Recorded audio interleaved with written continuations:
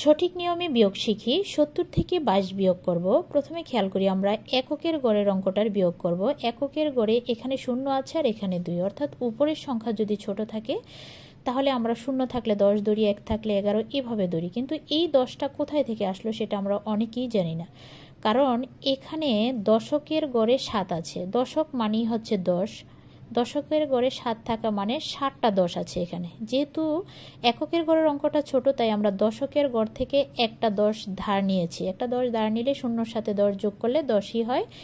এখন আমরা 10 থেকে যদি 2 বিয়োগ করি তাহলে কত হবে? 8 হবে। এখন কিন্তু আমাদের হাতে কিছু নাই। আসলে এখান থেকে যে আমাদের 60টা 10 ছিল, এখান থেকে কিন্তু এককের গড়ে একটা 10 আমরা নিয়ে গেছি, তাই এখান থেকে একটা 10 কমে গেছে। 60টা ছিল, এখন হয়ে গেছে 6টা। এখন এই 6 থেকে যদি 2 বিয়োগ করি তাহলে কত থাকে? 4। আসলে এটাই হচ্ছে বিয়োগের সঠিক নিয়ম।